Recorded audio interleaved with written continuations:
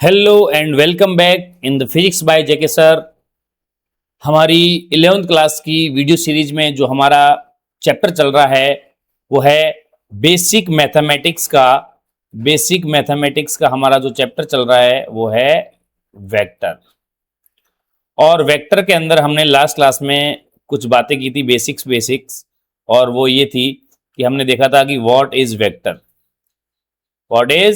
Vector, और हमने types of vector देखे थे, देखे थे। ठीक है। और इसमें हमने डिफरेंट टाइप के वेक्टर देखे कि parallel vector, anti parallel, negative, unit vector, ये सब क्या होते हैं। तो आपने अगर ये वीडियो देख रहे हो तो इससे पहले अगर आपने फर्स्ट वीडियो नहीं देखी तो वो देखो, ताकि आपको अच्छे से समझ आ सके। और इसके बाद में हमने देखा था इसमें स्केलर मल्टीप्लिकेशन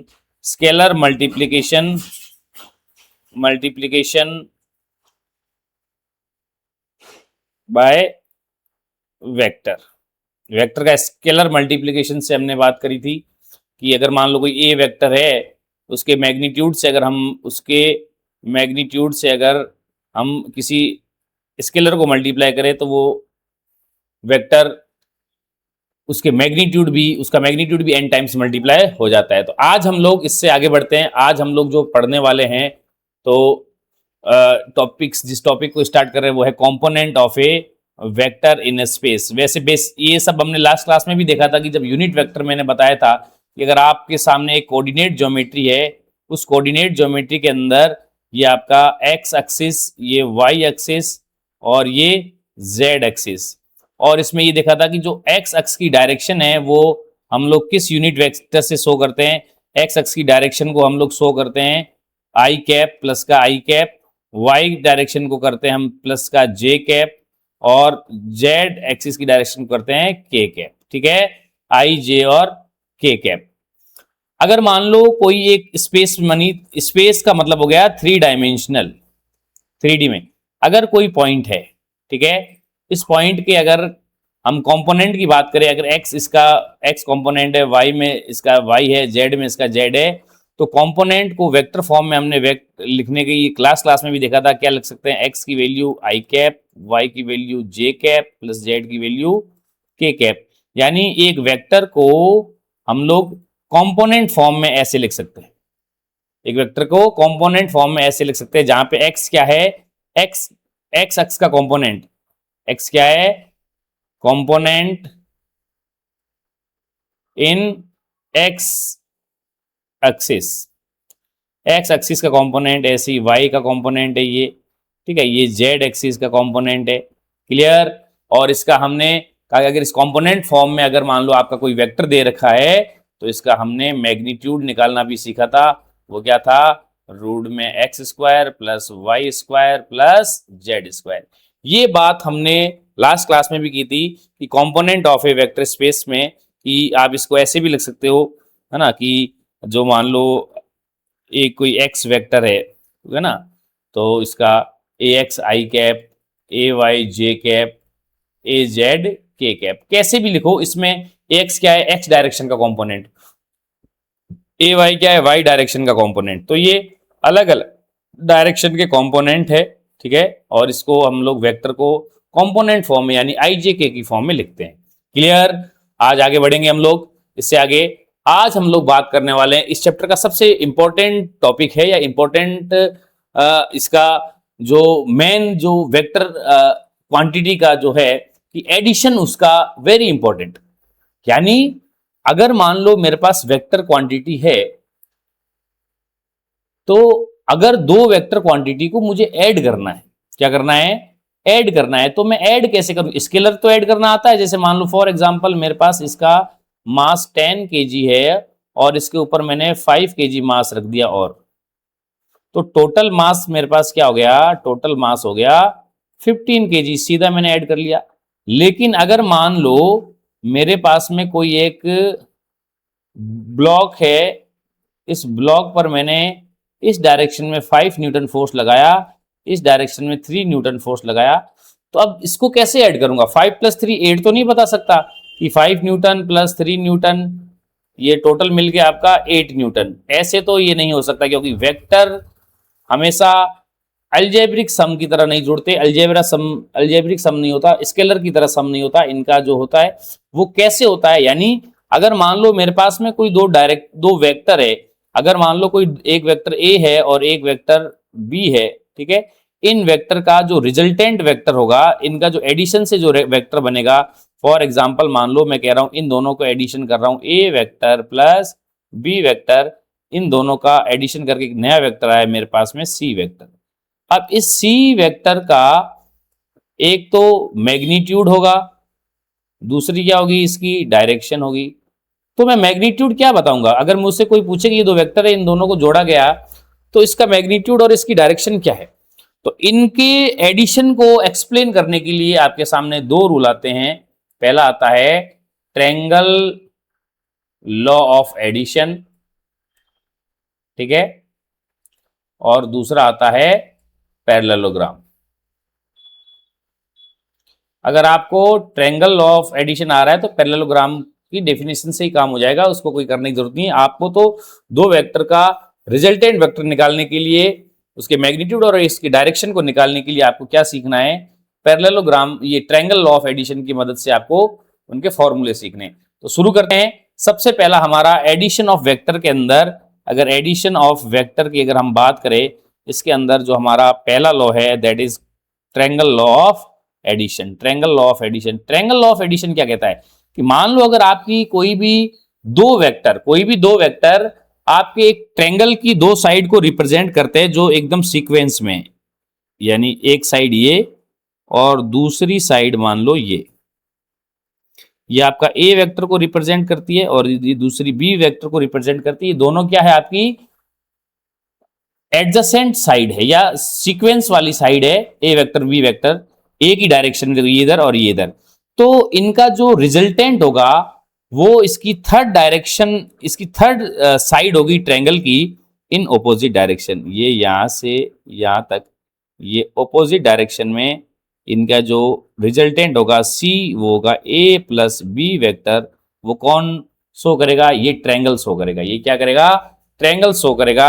यही आपका क्या है, एडिशन ऑफ वेक्टर है। यानी देखो इस डायग्राम में भी देखो आपके सामने दिख रहा है कि ये एक ए वेक्टर है और ये एक बी वेक्टर है। अगर मान लो ये दोनों को मुझे ऐड करना है, थीटा एंगल पे है, तो इनका वेक्टर एडिशन क्या कहता है कि ए और बी को अगर मैं ऐसे ट्रायंगल के ऐसी साइड के फॉर्म में से रखूं जो सीक्वेंशियल है, ए वेक्टर और बी वेक्टर, तो इनका जो रिजल्टेंट होगा वो इसकी थर्ड साइड होगी ऑपोजिट डायरेक्शन में। Is it clear. अब ये आपको वेक्टर एडिशन ये पता, ये तो आपकी डेफिनेशन होगी कि ट्रायंगल लॉ की डेफिनेशन होगी, भाई क्या है ट्रायंगल लॉ, ये तो लॉ हो गया। लेकिन हमें इसका मैग्नीट्यूड कैसे निकालना है। जैसे आपने बताया कि सर ये जो सी वेक्टर है that is A vector plus B vector, ये तो पता चल गया कि भाई ऐसे ऐड करेंगे। अगर मान लो ऐसे दो वेक्टर है जो ट्रायंगल की दो साइड को रिप्रेजेंट करते हैं, तो इसका जो रिजल्टेंट होगा वो थर्ड साइड होगा। तो उस रिजल्टेंट साइड का हमें क्या निकालना है, मैग्नीट्यूड निकालना है, और इसका हमें क्या निकालना है, डायरेक्शन निकालनी है। इसकी क्या निकालनी है, हमें डायरेक्शन निकालनी। तो दोनों चीजें हमें निकालनी है। तो सबसे पहले हम बात करेंगे इसके मैग्नीट्यूड की, ठीक है। मैग्नीट्यूड के लिए हमें इसका फॉर्मूला डिराइव करना पड़ेगा। तो आप इस फॉर्मूले इसको देखिए। अगर मान लो मैं कह रहा हूं मैंने कोई एक ए वेक्टर लिया है, ये वही बात है कि अगर मैं कहूं कि दो वेक्टर मैंने थीटा एंगल पे लिए हैं, क्या लिए हैं, थीटा एंगल पे लिए हैं, तो इस वेक्टर को अगर मैं आगे बढ़ाता हूं, इस वेक्टर को अगर मैं आगे बढ़ाता हूं, तो ये क्या है, वेक्टर, दोनों वेक्टर के बीच का थीटा एंगल है। अब अगर मैं बात करूं कि मेरा जो, देखो इस डायग्राम को देखो तो आपको समझ में आएगा कि ये मेरा एक वेक्टर ए है जिसका मैग्नीट्यूड ए है, और ये वेक्टर बी है जिसका मैग्नीट्यूड बी है, और जो मेरा तीसरा इनका रिजल्टेंट वेक्टर मान लो सी मान रहा हूं, या आर रिजल्टेंट वेक्टर आर मान लेता हूं। ये जो आर है, ये आर आपका क्या है, रिजल्टेंट वेक्टर इन दोनों का एडिशन है, इन दोनों का एडिशन। जो आर रिजल्टेंट वेक्टर है, R is equal to A plus B. अब इस आर वेक्टर को हम रिप्रेजेंट करते हैं इन दोनों वेक्टर के सम से, ठीक है। तो मुझे इसका मैग्नीट्यूड निकालना है। तो मैंने कहा अगर ये ट्रायंगल मेरा एक राइट एंगल ट्रायंगल होता तो मैं इसका मैग्नीट्यूड निकाल सकता था पाइथागोरस थ्योरम से कि a square plus B square is equal to r square. R जो इनका रिजल्टेंट वेक्टर है उसका मैग्नीट्यूड क्या है, यही लेंथ ही तो होनी चाहिए। ये लेंथ तो क्या है, लेंथ इसकी मैग्नीट्यूड को रिप्रेजेंट करेगा। अगर मान लो मैं किसी तरह इसकी लेंथ निकाल दूं तो मैं क्या कह सकता हूं कि ये जो रिजल्टेंट वेक्टर है इसका मैग्नीट्यूड आ जाएगा। तो मैंने कहा ठीक है भाई, अगर मान लो ये राइट एंगल ट्रायंगल तो नहीं है, लेकिन मैंने कहा इसको राइट एंगल ट्रायंगल बना तो सकते हैं। मैंने क्या किया, इस ट्रायंगल के यहां से इस पर एक परपेंडिकुलर डाला, कि यहाँ पे एक परपेंडिकुलर डाला। अगर मैंने ये परपेंडिकुलर डाला थीटा एंगल पे, थीटा एंगल क्या है, थीटा इन दोनों वेक्टर के बीच का एंगल। ये वेक्टर कुछ पहले ऐसे थे, ध्यान रखना, इन वेक्टरों के बीच का एंगल आपको दिया जाएगा और दोनों का मैग्नीट्यूड दिया जाएगा। ये वेक्टर, एक वेक्टर आपका ऐसा है ना, ये वेक्टर ए है और ये वेक्टर आपका क्या है, बी है। ए वेक्टर और बी वेक्टर और इनके बीच का थीटा एंगल है। इनको मैं ऐसे लिख रहा हूं, ए और बी को आगे बढ़ा दिया यहाँ पे, ठीक है। तो अगर मान लो मुझे इसका रिजल्टेंट चाहिए, तो मैंने कहा रिजल्टेंट मतलब आर, तो ये वाली साइड चाहिए, तो मैंने इसको एक ट्रायंगल बना दिया। इस ट्रायंगल का नाम दे रहा हूं ये पी क्यू आर और ये एस, ठीक है। अब अगर मैं आर स्क्वायर की बात करूं, मैंने कहा राइट एंगल ट्रायंगल बनाना था, राइट एंगल ट्रायंगल नहीं था तो मैंने इसको राइट एंगल ट्रायंगल बना दिया। और मैंने कहा अब अगर मैं आर स्क्वायर निकालूं तो आर स्क्वायर क्या होगी, इन ट्रायंगल, देखो इन ट्रायंगल बड़े वाले पी एस आर में जो आपका आर स्क्वायर है, पाइथागोरस थ्योरम लगा रहा हूं, R square is equal to क्या होगा, P S square plus S R square. तो किसी तरह मुझे पी एस और एस आर मिल जाए तो मैं रिजल्टेंट वेक्टर का क्या निकाल सकता हूं, मैग्नीट्यूड निकाल सकता हूं। तो मैंने कहा पी एस क्या है, अगर देखा जाए तो P S is equal to क्या है, P Q plus, P S क्या है, P Q plus Q S. और ऐसे ही अगर इसको मैं लिखूं पी एस, पी क्यू तो क्या है, पी क्यू तो दे रखा है, ये पी क्यू ए वेक्टर है, तो ए वेक्टर का मैग्नीट्यूड ए दे रखा है, तो ए प्लस क्यू एस। ऐसे ही ये इक्वेशन नंबर 1 मानो। ऐसे ही मेरे पास क्या मिलना चाहिए, एस आर मिलना चाहिए। एस आर तो मुझे गिवन ही नहीं है, तो मुझे एस आर भी चाहिए। क्या चाहिए, एस आर का स्क्वायर है तो एस आर भी चाहिए। तो मैंने क्या किया, एक ट्रायंगल लिया, ये छोटा वाला, क्योंकि छोटा वाला ट्रायंगल जो है, in triangle Q S R, इस ट्रायंगल क्यू एस आर में आप देखो तो ये राइट एंगल ट्रायंगल है, तो इस 90 डिग्री ये थीटा है, तो और ये वाला जो हाइपोटेनस है इसका बी है, तो मैं इससे बेस और परपेंडिकुलर निकाल सकता हूं, है ना। तो मैंने क्या लिया, साइन थीटा ले लिया पहले। मान लो साइन थीटा क्या होता है, परपेंडिकुलर अपॉन हाइपोटेनस। तो एस आर अपॉन हाइपोटेनस क्या है, बी। तो यहां से आपका बी की जो एस आर की जो वैल्यू आ गई वो आई b sine theta, equation number 1। ये इस इक्वेशन को स्टार मान लो, है ना, इसमें वैल्यू हमें पुट करनी है। इक्वेशन नंबर ये 1 और ये 2 हो गई। ऐसे ही कॉस थीटा अगर मैं लिखूं तो कॉस थीटा क्या होगा, बेस अपॉन हाइपोटेनस, यानी Q S upon hypotenuse B. तो यहां से क्यू एस की जो वैल्यू है वो क्या आ गई मेरे पास में, B cos theta, equation number 3। तो यहां से इस इक्वेशन में अगर देखा जाए तो मेरे पास पी एस की जो वैल्यू है, पी एस की वैल्यू क्या है, वो ए प्लस क्यू एस है, ए प्लस क्यू एस। तो क्यू एस की वैल्यू तो मैं निकाल चुका हूं, तो पी एस मैं वापिस रीराइट कर देता हूं यहाँ पे, ए प्लस क्यू एस क्या है, B cos theta, equation number 4। अब यहां पर हम कह सकते हैं कि सर हमारे पास में पी एस की और एस आर की दोनों की वैल्यू ए और बी और थीटा में आ गई, क्योंकि हमारे को क्या क्या गिवन है, एक तो वेक्टर ए का मैग्नीट्यूड ए और बी का मैग्नीट्यूड बी और इनके बीच का एंगल थीटा गिवन है, ठीक है। अब यहां पर, और ये जो रिजल्टेंट है, इस रिजल्टेंट का एंगल मान लो ये अल्फा बनाया इसने एंगल ए के साथ, ठीक है, एक्स एक्सिस के साथ। अब यहां पर पी एस और इसकी एस आर की वैल्यू आ गई, तो हमारे पास में मैं लिख सकता हूं जो आर स्क्वायर है that is P S square. P S की वैल्यू क्या है भाई, पी एस की value sir A plus B cos theta का square plus B cos theta, ये एस आर की वैल्यू बी साइन थीटा का स्क्वायर। कोई दिक्कत, मैंने स्टार में वैल्यू रख दी। तो अब यहां पर आगे हम लिख सकते हैं कि जो आर स्क्वायर है, आर स्क्वायर वो ए प्लस बी कॉस थीटा का स्क्वायर, वापिस लिख लेता हूं यहाँ पे, और ये क्या है आपका बी साइन थीटा का स्क्वायर, ठीक है। अब इसको मैं खोलूं, आपको पता है ए, ये पूरा ए है और ये बी है, ए प्लस बी का होल स्क्वायर, तो क्या होगा ए स्क्वायर प्लस बी का स्क्वायर यानी B square cos square theta plus 2ab cos theta, 2ab से है ना, plus B square sine square theta.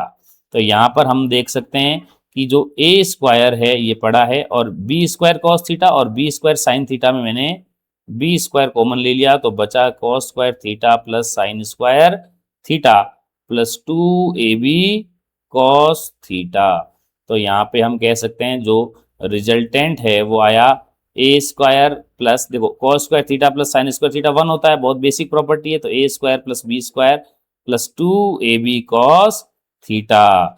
यानी अगर ये आर स्क्वायर की वैल्यू आ गई, अगर हम बात करें इसके मैग्नीट्यूड आर की, तो अंडर रूट में a square plus B square plus 2ab cos theta. This is very very important.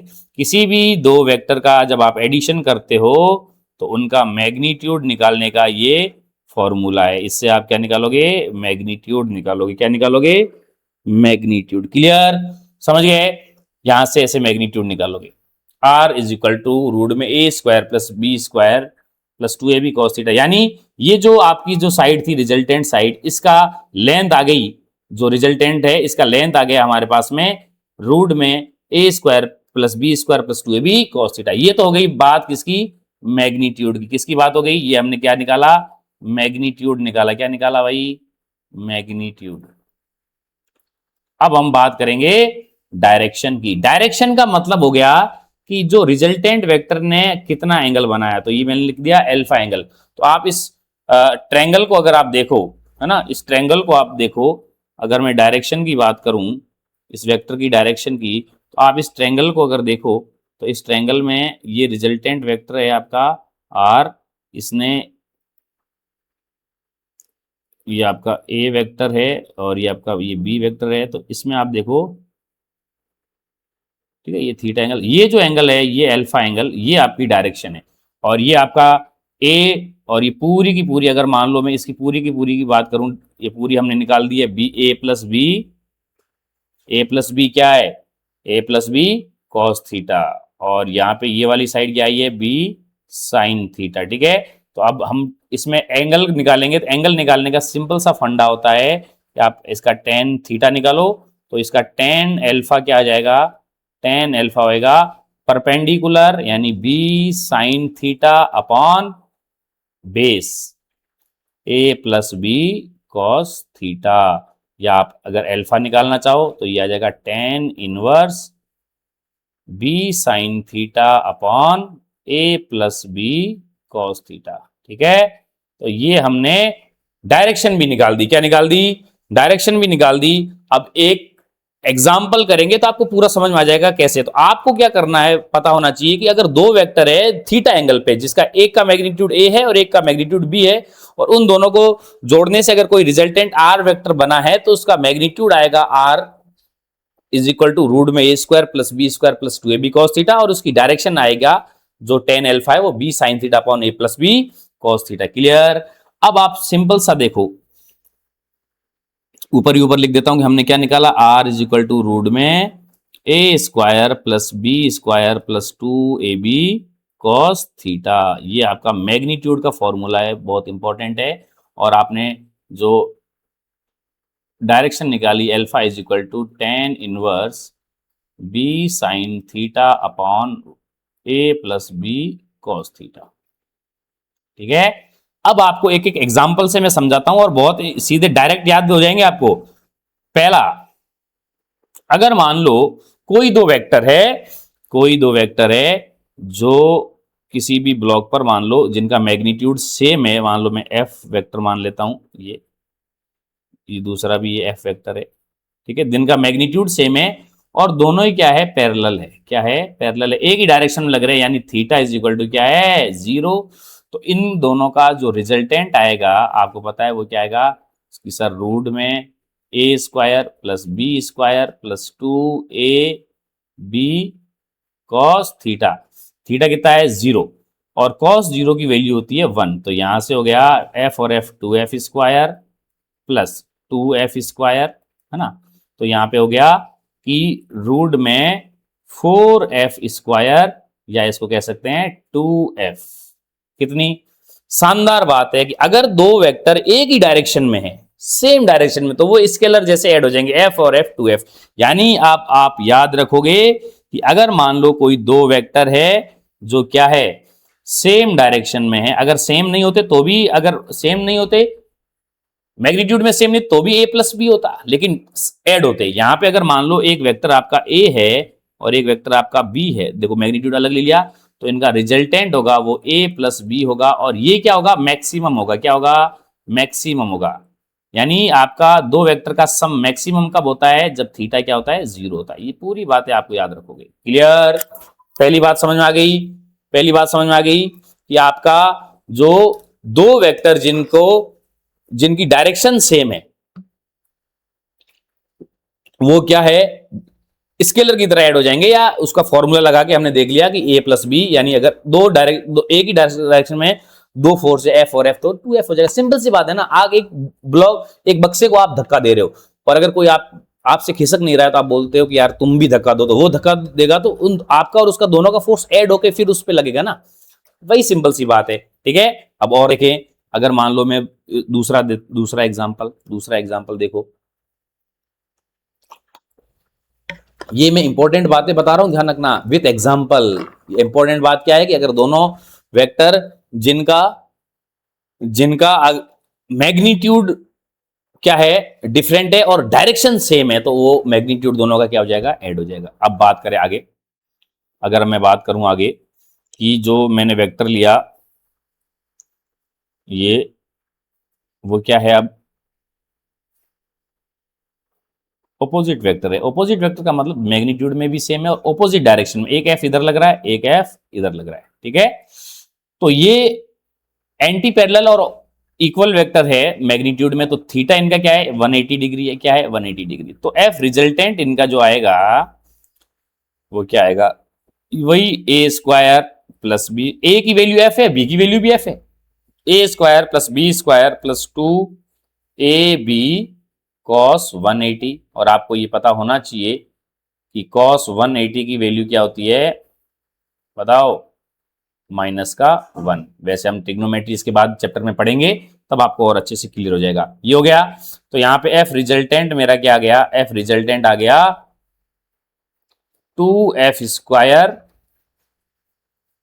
cos 180 की वैल्यू -1 है, तो ये माइनस का 2f², तो बोलो तो क्या हो गया, 0 हो गया।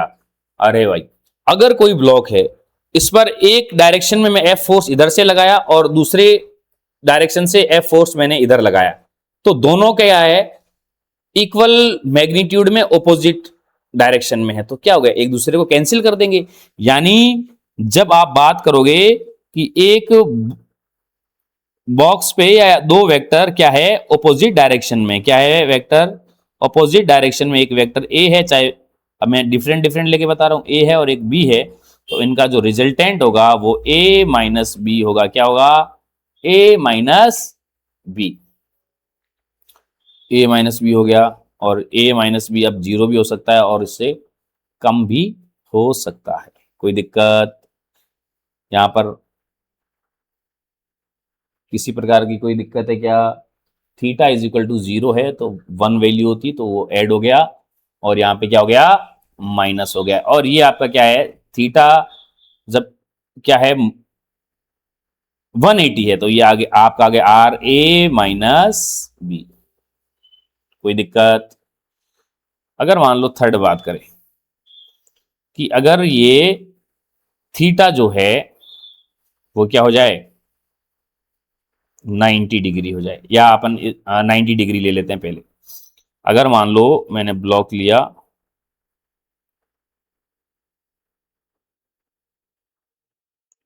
एक ये एफ इधर है और दूसरा इसके 90 डिग्री पे लग रहा है एफ इधर। थीटा क्या है, 90 डिग्री। क्या है, 90 डिग्री।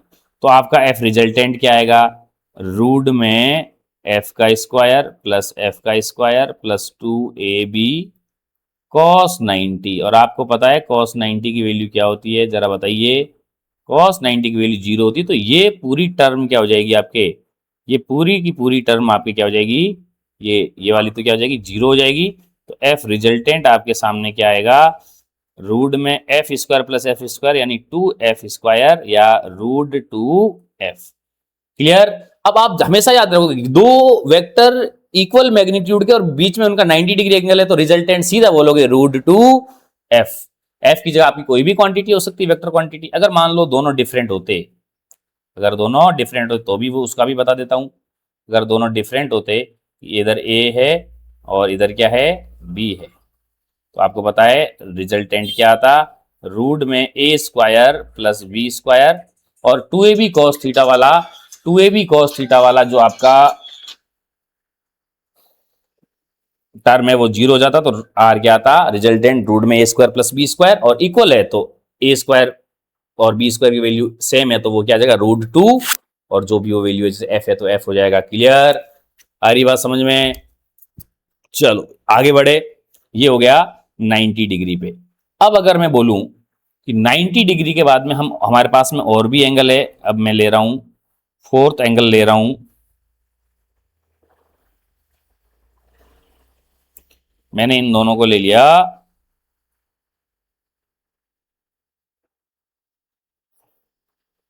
कि एक वेक्टर है जो क्या है ए वेक्टर और दूसरा है बी वेक्टर, दोनों का मैग्नीट्यूड अगर मैं सेम ले लेता हूं, यानी एक वेक्टर इधर लिया मैंने f और दूसरा वेक्टर इधर लिया ये भी f, दोनों का मैग्नीट्यूड सेम है और इनका एंगल 60 डिग्री है। देख रहे हो आपकी, हम इतनी देर से क्या कर रहे हैं, मैंने ये वेक्टर आप दो वेक्टर लिए और उनका एडिशन कर रहा हूं, और एडिशन किस हिसाब से, वही हमने जो फॉर्मूला पढ़ा ये वाला, ठीक है। चलो अगर ये दोनों वेक्टर है तो अब मैं करूंगा इनका रिजल्टेंट, तो आप F R resultant a² plus b² यानी f² plus f² plus 2ab cos 60 तो f रिजल्टेंट जो है वो आ गया sir f² 2f² plus 2f² cos 60 की वैल्यू होती है आप सबको मालूम है 1/2, 2 से 2 कट गई, ये आपके आ गया 2f² और एक f², 3f², जो कि क्या है रूट 3f, क्या है रूट 3f। यानी अगर मान लो दो वेक्टर है जो सेम मैग्नीट्यूड के हैं और उनके बीच 60 डिग्री एंगल है तो आप डायरेक्ट बता सकते हो कि उनका जो मैग्नीट्यूड है वो क्या है, रूट 3f है। ठीक है, बाकी अगर अलग अलग मैग्नीट्यूड है तो हमें वैल्यू रख के आता ही है फॉर्मूला। ठीक है, चलो भाई 60 के बाद 90 देख लिया हमने, अब एक और एंगल ले लेते हैं कि अगर मान लो दो वेक्टर है जिनके बीच एंगल क्या है 120 है, ये f है और ये दूसरा आपका इधर है f, और इनके बीच का एंगल कितना है 120, क्या है 120। ध्यान रखना ये आपके वेक्टर पूरी फिजिक्स में काम आएगा, 11th में 12th में, ठीक है। जब आप 12th में जाओगे इलेक्ट्रिक फील्ड पढ़ोगे, फोर्स पढ़ोगे, कूलॉम्स लॉ, तो सुपर पोजिशन में आप बिना इसके आप वेक्टर के आप उन क्वेश्चंस को सॉल्व नहीं कर सकते। लॉ ऑफ सुपरपोजिशन के जितने भी वेक्टर के क्वेश्चन बनते हैं आपको इसमें वेक्टर आना ही चाहिए। तो यहाँ पे रिजल्टेंट क्या हो गया कि सर एफ रिजल्टेंट सिंपल है, अब तो आदत हो गई करने की कि f² plus f² plus 2ab यानी f इंटू एफ, ये भी f² cos 120, और cos 120 की वैल्यू आपको पता होनी चाहिए, नहीं तो मैं बता देता हूँ -1/2 होती है। कैसे होती है इसके बाद जो हमारा ट्रिग्नोमेट्रिक चैप्टर है उसमें पढ़ेंगे। तो f रिजल्टेंट क्या आ गया 2 और f 2f² और ये प्लस 2f² -1/2, 2 से 2 कट गया, 2f² में से एक f² गया तो f² बचा और ये वैल्यू क्या आ गई f। कितनी कमाल की बात है कि अगर आपके दो वेक्टर जिनका मैग्नीट्यूड सेम है और उन दोनों के बीच में एंगल क्या है 120 का है तो उनका रिजल्टेंट भी सेम वही वैल्यू आएगी जो उन दोनों की, यानी 5 न्यूटन और 5 न्यूटन का फोर्स लगाया मैंने, एंगल 120 है तो मेरा रिजल्टेंट 5 न्यूटन ही लग रहा है। स्केलर में क्या होता था कि 5 और 5 10 कर दो, 5 और 5 10 kg, लेकिन फोर्स में ऐसा नहीं होता है। क्लियर है, ये सब क्लियर है। तो ये सब हमने देखा कि एंगल जब 30 डिग्री हो, 60 डिग्री हो, 40 डिग्री हो तो क्या होता है। ठीक है, चलो भाई एडिशन ऑफ वेक्टर में कोई दिक्कत है क्या, कोई भी दिक्कत नहीं है। हमने देख लिया कि कब हमारा मैक्सिमम होता है। देखो ये a प्लस बी, जब थीटा 0 है तो क्या होगा, मैक्सिमम होगा, और थीटा 180 है यानी r है तो ये मिनिमम होगा, है ना, ये मिनिमम होगा a माइनस बी। बाकी अलग अलग इनके बीच में मैक्सिमम और मिनिमम के बीच में आपकी वैल्यू आएगी अलग अलग एंगल के हिसाब से। कोई दिक्कत, यहां तक कोई दिक्कत होनी नहीं चाहिए, ठीक है। चलो भाई, ये हो गया आपका एडिशन ऑफ वेक्टर इसके ऊपर। उसके बाद में आता है पैरेललोग्राम ऑफ एडिशन। ये ट्रायंगल लॉ के हिसाब से था। ट्रायंगल लॉ पढ़ा हमने। ट्रायंगल लॉ क्या होता है ना। ट्रायंगल लॉ के बाद में हमने ये देखा कि भाई ऐसे मैग्नीट्यूड कैसे निकालते हैं ट्रायंगल लॉ के हिसाब से, तो हमने फॉर्मूला डिराइव किया, ये आपके बोर्ड्स के लिए। लेकिन उसके बाद में ये जो चीजें पढ़ी है ये आपके आगे नीट आईआईटी के लिए आपको पता होनी चाहिए कि कैसे हम लोग सॉल्व करते हैं। ये अपने आप में सारे क्वेश्चन है, ठीक है। चलो अगर मान लो मैं आपको एग्जांपल दूं, इसमें इसी में यहाँ पे एक एग्जांपल लिखता हूं, लो चलो, है ना, एक क्वेश्चन लिखता हूं कि सर कैसे आपने डायरेक्शन निकालना, मैं डायरेक्शन निकालनी भी आपको बताता हूं। चलो एक क्वेश्चन करते हैं। जैसे मैं क्वेश्चन लिख रहा हूं, है ना, एक क्वेश्चन है कि मान लो दो वेक्टर है, एक वेक्टर है u जिसकी मैग्नीट्यूड 6 है, और एक वेक्टर है v जिसका मैग्नीट्यूड है 10, और उनके बीच में एंगल कितना है, 60 डिग्री, ठीक है। तो आपको बताना है रिजल्टेंट वेक्टर का आपको क्या निकालना है, रिजल्टेंट वेक्टर का पहला मैग्नीट्यूड और दूसरा डायरेक्शन, ये निकालना है, ठीक है। चलो भाई ये निकालना है तो मैं क्या करूं, पहली चीज मैग्नीट्यूड निकालना हूं कि सर मैग्नीट्यूड निकालना हमें आता है r रूट में a स्क्वायर, a क्या है यहाँ पे u square plus v square plus 2u into V cos theta, theta कितना है 60 डिग्री। चलो भाई बहुत बढ़िया, शाबाश। और यहाँ पे u स्क्वायर, u का मतलब हो गया 6 का स्क्वायर 36, v का स्क्वायर, v की वैल्यू कितना है 10, 10 का स्क्वायर 100 प्लस 2, u कितना है, u है 6 और v है 10, cos 60 की वैल्यू 1/2 आपको पता है। तो यहाँ पे रिजल्टेंट वेक्टर आ गया, देखो 2 से 2 कैंसिल हो गया, ये हो गया 36 और 100 136, और 136 प्लस 60 क्या हो गया 196, और 196 क्या होता है 14 का स्क्वायर होता है, तो 14 यूनिट आ गया आपके इसका मैग्नीट्यूड। अब इसकी डायरेक्शन की हम अगर बात करें, डायरेक्शन क्या है सर, डायरेक्शन है tan alpha is equal to B sine theta upon a plus B cos theta, ठीक है भाई। b की वैल्यू कितनी है रख दो, सर रख दी मैंने, b मतलब u, तो ये v, तो ये 10 रख दी, साइन 60 रख दिया सर, अपॉन 6 b 10 cos 60 रख दिया सर, ठीक है। तो अब वैल्यू रख दी 10 इंटू साइन 60 की वैल्यू √3/2, और ये चलो इधर आपको दिख नहीं रहा होगा, इस साइड लिख रहा हूं मैं, इस साइड लिख रहा हूं, ठीक है। या यहाँ पे ऊपर लिख देता हूं कि जो आपका यहाँ पे ऊपर लिख देता हूं, यहाँ पे इधर तो मेरा फोटो आ गया ना दिख नहीं रहा होगा आपको। यहाँ पे tan अल्फा मैंने लिखा, वापस लिख रहा हूँ भाई 10 साइन 60 क्योंकि फॉर्मूला क्या है, अरे देखो ना भाई ये फॉर्मूला है डायरेक्शन निकालने का, क्लियर। तो ये यहाँ पे हो गया 10 sine 60 upon a plus B, a की वैल्यू तो 6 है, a की वैल्यू क्या है 6, फिर 10 cos 60, ठीक है। अब इनकी value 10 sine 60 value √3/2 upon a क्या है 6 प्लस 10 cos 60 की वैल्यू 1/2, ठीक है। बोल रहा हूं साथ में, तो ये 2 कट गया 10 से 5 टाइम, तो ये हो गया 5 √3 अपॉन ये कट गया 10 से 5, तो 6 और 5 11, ये आ गया आपका tan अल्फा, ये आ गई डायरेक्शन। यानी आप इसको लिख सकते हो alpha is equal to tan inverse 5 √3 upon 11, खत्म बात, क्लियर, ठीक है। ये इसके अंदर ही हमने क्वेश्चन कर लिया, तो आगे अभी बहुत क्वेश्चन आएंगे, ठीक है, डोंट वरी। अब हम लोग बात करेंगे पैरेललोग्राम लॉ ऑफ एडिशन की। क्या है पैरेललोग्राम लॉ ऑफ एडिशन? अगर आपने ट्रायंगल लॉ ऑफ एडिशन को अभी समझा तो आपको बिल्कुल भी दिक्कत नहीं होगी इसको समझने में। क्या कहता है कि if two vectors acting simultaneously on a point are represented as adjacent sides of a parallelogram, adjacent sides of a parallelogram. तो अगर मान लो मैं एक पैरेललोग्राम की दो एडजेसेंट साइड बनाऊं, एक ये साइड बनाई मैंने और एक ये साइड बनाई। एडजेसेंट साइड का मतलब हो गया एक ही पॉइंट से स्टार्ट होने वाली साइड। अगर ये मेरी साइड ए वेक्टर है, ये साइड क्या होगी, बी वेक्टर होगी, तो their resultant is represented by the diagonal of the passing through that point. इस पॉइंट से जो डायगोनल होगा उसको मैं कंप्लीट बनाऊं, अगर ये पैरेलल साइड इसकी बनाऊं तो ये क्या होगी, बी वेक्टर होगी ये भी, और ये इधर वाली क्या होगी, ए वेक्टर। ये पैरेललोग्राम बन गया, ए वेक्टर वो है तो ये भी ए वेक्टर।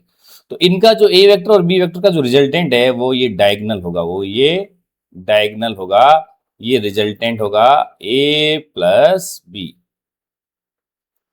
ये पैरेललोग्राम लॉ कहता है।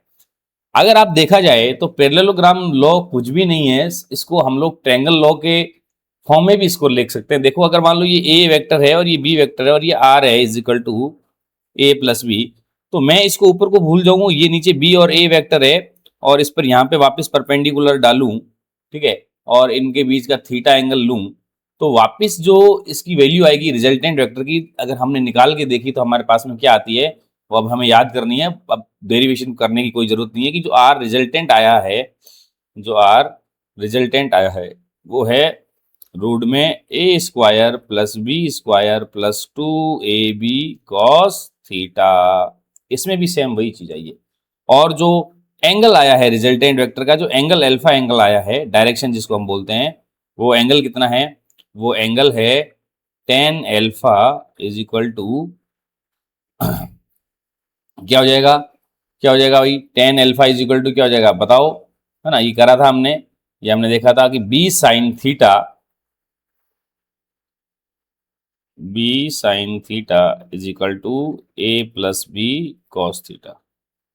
ठीक है, ये डायरेक्शन और ये पैरेललोग्राम में भी सेम होता है। तो आप ट्रायंगल लॉ ऑफ एडिशन की वजह से देखो, ये देखो ट्रायंगल लॉ ऑफ एडिशन की वजह से, है ना, और ये अपना सेम काम पैरेललोग्राम लॉ ऑफ एडिशन की वजह से भी हमने देखा।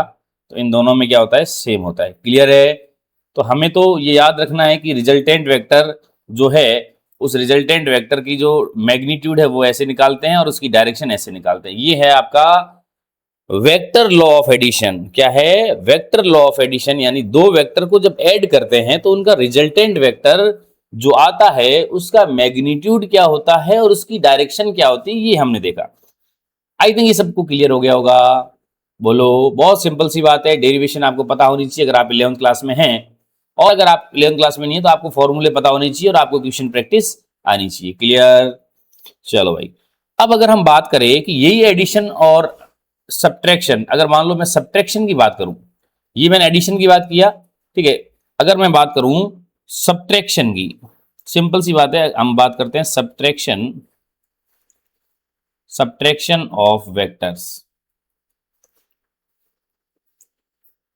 यानी अभी मैंने बात की थी कि जो दो वेक्टर है a प्लस बी, ये मान लो ये वेक्टर है a वेक्टर, है ना, ये वेक्टर है b वेक्टर, बीच का एंगल थीटा है। अगर मान लो अब मैं बात करूं a vector minus b vector की, क्या बात करूं, सब्ट्रैक्शन करना है मेरे को, क्या करना है, सब्ट्रैक्शन करना है।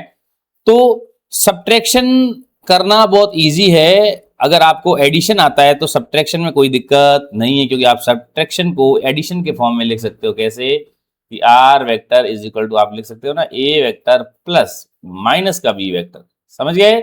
यानी आपको बी माइनस का बी के साथ दे देना, अब बी माइनस का हो गया तो आपको बाकी सब चीजें वैसी की वैसी है। यानी अगर आपके सामने कोई एक वेक्टर था, फॉर एग्जाम्पल ये आपका ए वेक्टर है, ठीक है, ये मैंने लिया यहाँ पे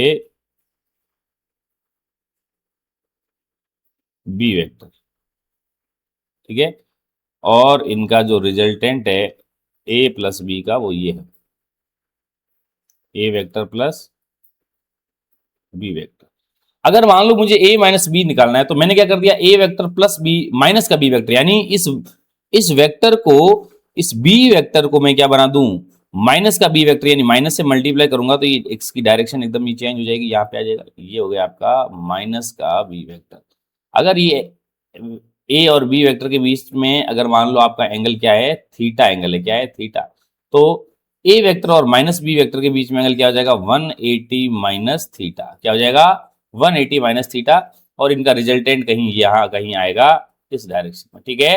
तो अगर मान लो मैं अब जो करने वाला हूं कि जो रिजल्टेंट वेक्टर निकालने वाला हूं आर रूट में a square plus B square plus 2ab, देखो मैग्नीट्यूड तो ए और बी दोनों का पॉजिटिव ही रहेगा, कोई दिक्कत वाली बात नहीं है। लेकिन जो कॉस थीटा था जब आपने माइनस बी कर दिया तो थीटा, अब की बार एंगल जो पहले ए और बी के बीच में थीटा एंगल है, लेकिन मैं रिजल्टेंट किसका निकाल रहा हूं, ए वेक्टर और माइनस बी वेक्टर का, तो एंगल क्या हो जाएगा 180 माइनस थीटा। एंगल क्या हो जाएगा 180 माइनस थीटा, यानी रिजल्टेंट का फॉर्मूला आ गया, बाकी सब चीजें सेम है, R A square plus B square plus 2ab cos 180 minus theta हो गया। बताओ cos 180 माइनस थीटा होता है माइनस का cos थीटा, कैसे होता है आगे हम ट्रिग्नोमेट्री में देखेंगे, अभी आप बस याद रखो। तो r इज इक्वल टू हो गया रूट में a square plus B square plus 2 minus का 2ab, माइनस का 2ab cos थीटा, माइनस का 2ab cos थीटा, ठीक है। तो ये हो गया माइनस का 2ab cos थीटा। तो आपको पता चल गया कि अगर वेक्टर रिजल्टेंट वेक्टर अगर मान लो सब्ट्रैक्शन से आ रहा है तो क्या चेंजेस होगा, बस माइनस का साइन आ जाएगा यहाँ पे। और ऐसे ही अगर मान लो मैं निकालूं डायरेक्शन निकालूं इसकी, क्या निकालूं डायरेक्शन, तो डायरेक्शन में भी क्या है, सिंपल सी बात है कि अपने पास में था tan alpha B sine theta था ना, तो साइन थीटा की जगह क्या आ जाएगा 180 माइनस थीटा और अपॉन ए प्लस बी कॉस थीटा, तो कॉस थीटा था तो कॉस थीटा में भी क्या आ जाएगा 180 माइनस थीटा। क्लियर। तो यहाँ पर ही आ जाएगा आपके सामने बी साइन 80 माइनस थीटा क्या होता है, साइन थीटा ही होता है, ये आप पता रखेंगे। अभी इसके बाद ट्रिग्नोमेट्री में हम देख लेंगे कैसे होता है। ए प्लस ये वही कॉस 80 माइनस 180 माइनस थीटा क्या होता है माइनस कॉस थीटा, तो ए माइनस बी कॉस थीटा। तो यहाँ पे आपका डायरेक्शन सब्ट्रैक्शन में ऐसे हो जाएगी और बाकी कोई चेंजेस नहीं है, ठीक है। ये हो गया आपका subtraction of vector, addition of vector, subtraction of vector. आपको फॉर्मूला क्या याद होना चाहिए कि सर रूट में a square plus B square plus 2ab cos theta, अगर मुझे मैग्नीट्यूड निकालना है रिजल्टेंट वेक्टर का। क्या मेरी बात समझ में आ रही है, क्लियर है? बहुत इजी है, ध्यान रखना अगर आप समझने की कोशिश करते हो तो, अदरवाइज आपको चीजें टफ लगेगी, न्यूमेरिकल्स आपसे नहीं होंगे। 11th और 12th क्लास के अगर आपको न्यूमेरिकल्स करने हैं तो आपको वेक्टर बहुत आना चाहिए, बहुत इंपॉर्टेंट है ये चैप्टर, ठीक है। इसलिए एक बार नहीं समझ में आ रहा तो वापस देखो, ठीक है। चलो भाई ये हो गया। अब हम बात करते हैं, यही अगर एडिशन और सब्ट्रैक्शन मुझे कंपोनेंट फॉर्म में करना होता, ये तो क्या था दो मैग्नीट्यूड दे दिया, दोनों का बीच का एंगल दे दिया। अगर मान लो मुझे कंपोनेंट फॉर्म मतलब आई जे के की फॉर्म, किसकी फॉर्म आई जे के की, यानी अगर मान लो मुझे एक वेक्टर दिया होता, अब हम बात करेंगे एडिशन और सब्ट्रैक्शन इन कंपोनेंट फॉर्म। अगर मान लो मेरे को कोई वेक्टर दे रखा है, a vector x1 i cap y1 j cap plus z1 k cap, simple सी बात है। कोई एक वेक्टर ए है जिसके कंपोनेंट है x1 y1 z1, ऐसे ही कोई एक वेक्टर है B vector x2 i cap y2 j cap z2 k cap, ये दो वेक्टर है। अगर मान लो मुझे इसमें क्या करना है, एडिशन करना है, इन वेक्टर का कंपोनेंट फॉर्म में एडिशन करना है, यानी ए वेक्टर प्लस बी वेक्टर करना है, तो सिंपल सी बात है कि आपको पता सर आई कैप में जुड़ेगा, एक्स एक्स में जुड़ेगा, तो यहां पे हो जाएगा x1 plus x2 i cap plus y1 plus y2 j cap z1 plus z2 k cap. बहुत सिंपल है। और यही अगर मुझे ए वेक्टर माइनस बी वेक्टर करना होता तो ए में से बी कर रहा हूं, तो यहाँ यानी x1 minus x2 i cap y1 minus y2 j cap, ठीक है, और z1 minus z2 k cap. कोई दिक्कत वाली बात नहीं, सिंपल सी बात है। अगर इनका बाद में मुझे मैग्नीट्यूड भी निकालना होता रहता, जैसे मान लो मैं इसका मैग्नीट्यूड निकाल रहा हूं, ये लो ए प्लस बी करके, ए प्लस बी वेक्टर का मैग्नीट्यूड, तो आपको पता है मैग्नीट्यूड निकालना में आता है X square plus Y square plus Z square. X की वैल्यू क्या है यहाँ पे x1 प्लस x2, कुछ ना कुछ न्यूमेरिकल वैल्यू आएगी, प्लस y1 प्लस y2 का square plus z1 plus z2 का स्क्वायर। ऐसे ही आप ए वेक्टर माइनस बी वेक्टर का मैग्नीट्यूड भी निकाल सकते हो, कि जो क्या है x1 माइनस x2 का whole square plus y1 minus y2 का whole square plus z1 minus z2 का होल स्क्वायर। क्लियर। एक एग्जाम्पल से हम समझते हैं ये चीजें, एक एग्जाम्पल से देखते हैं कि कैसे ये चीजें हुई है। बहुत सिंपल है ये तो, है ना, बहुत सिंपल चीजें हैं। अगर मान लो एक एग्जांपल देखूं, मेरे पास में एक वेक्टर है a vector I cap J cap -2k cap, और एक वेक्टर है बी वेक्टर, ठीक है, 2i cap plus J cap -k cap, ठीक है। ये दो वेक्टर है। अगर मान लो मेरे को एडिशन निकालना है ए प्लस बी वेक्टर, ठीक है, और मुझे निकालना है ए माइनस बी वेक्टर, तो क्या होगा?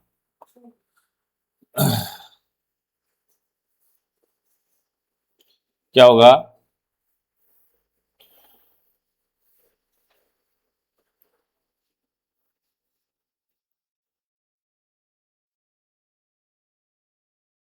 क्या होगा?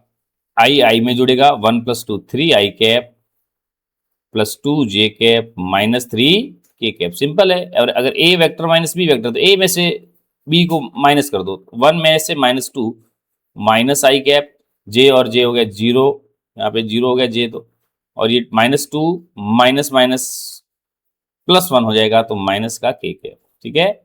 ऐसे ही इनका आप मैग्नीट्यूड भी निकाल सकते हो। इसका मैग्नीट्यूड आ जाएगा ए प्लस बी वेक्टर का मैग्नीट्यूड आ जाएगा रूट में 3² प्लस 2² प्लस माइनस का 3²। ऐसे ही magnitude of a vector minus b vector आ जाएगा रूट में -1² प्लस 0² क्योंकि जे कैप है ही नहीं, और -1²। क्लियर?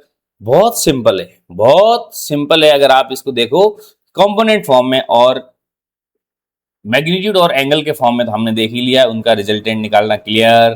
ठीक है। अब हम इसके क्वेश्चन करते हैं। ये आपका एडिशन ऑफ वेक्टर कंप्लीट हो गया, addition and subtraction of vector complete हो गया। अब इनके क्वेश्चन करते हैं। सिंपल सिंपल क्वेश्चन मैंने आपके लिए लाए ताकि आपका बेस बने, और इसके बाद में धीरे धीरे आप इसके लेवल को बढ़ाते रहो। क्लियर है? जैसे पहला क्वेश्चन है, two forces of equal magnitude, यानी एक फोर्स F1 है, एक दूसरा फोर्स F2 है, दोनों इक्वल मैग्नीट्यूड F है, और इसका कितना है 5 न्यूटन है। ठीक है, या ए या बी मान लो, कुछ भी मान लो।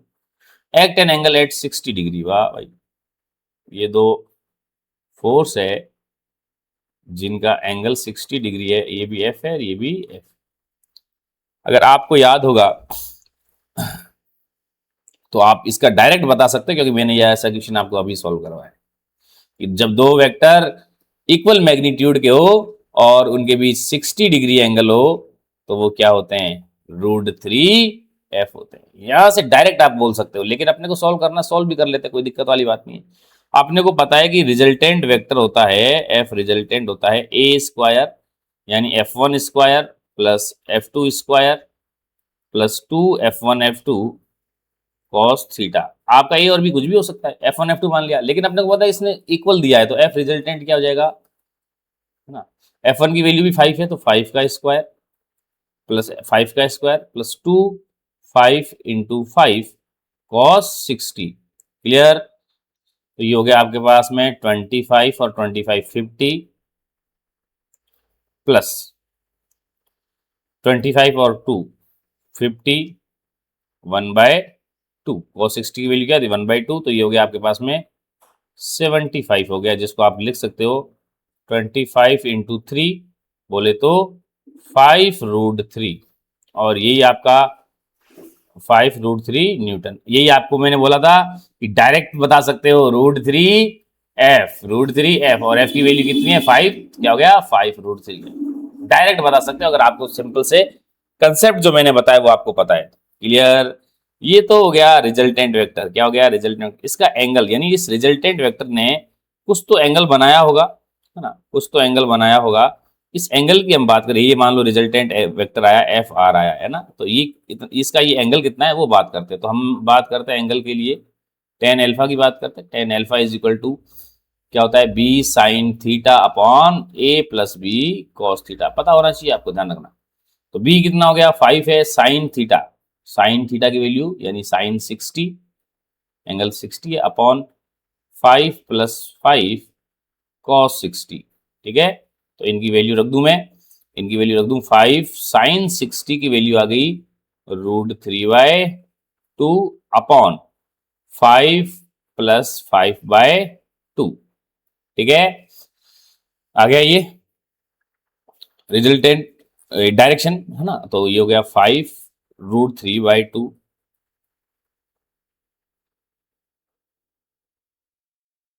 3/2 अपॉन एलसीएम ले लिया मैंने, 5 to the 10 और 15/2, 2 से 2 कट गया, आया अपने पास 5√3/15, 5 3 जा 15 है कि नहीं, 5 3 जा 15 और √3/3 कट जाएगा 1/√3 है ना, √3 टाइम्स कटेगा 1/√3, यानी tan alpha is equal to 1/√3। और 1/√3 वैल्यू कब होती है 10 में, बताओ 10 में 1/√3 वैल्यू कब होती है, जब थीटा क्या होता है